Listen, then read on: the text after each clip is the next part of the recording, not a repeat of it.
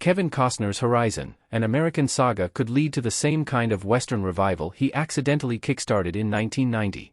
Westerns were once one of the most popular genres in Hollywood, but audiences became thoroughly jaded with them by the time the 60s came around. That's not to say they died off completely, but outside the work of Clint Eastwood or John Wayne, they became less of a safe bet. Sergio Leone's spaghetti westerns like Once Upon a Time in the West gave them a much-needed boost, but they were all but extinct by the 1980s. Westerns will never recapture their former popularity, but occasionally there will be a major success story, like The Hateful Eight or the True Grit remake. Kevin Costner's upcoming Horizon movies are hoping to give the genre a shot in the arm too. Kevin Costner's Dances with Wolves led to a short-lived Western comeback during the 90s. Horizon could kick off its own Western revival.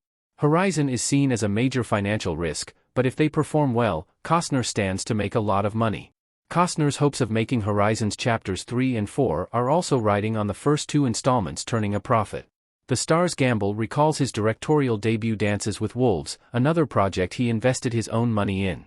That movie was labeled a vanity project prior to release, with the press even labeling it Kevin's Gate, riffing on the notorious 1980 Western bomb Heaven's Gate. Instead, Dances with Wolves grossed $424 million worldwide, via the numbers, and swept the Oscars, with Costner nabbing a Best Director trophy.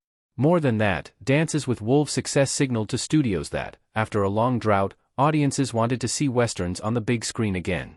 Within the next 5 years, movies like Clint Eastwood's Unforgiven, Tombstone, Legends of the Fall and Sam Raimi's The Quick and the Dead hit theaters. For a time, it seemed the revival might stick, but moving into the late 90s, VFX-heavy blockbusters such as Independence Day and Armageddon became the focus for most studios. Even Costner's post-apocalyptic western The Postman bombed hard when it arrived in 1997, which seemed to signal the fad was over.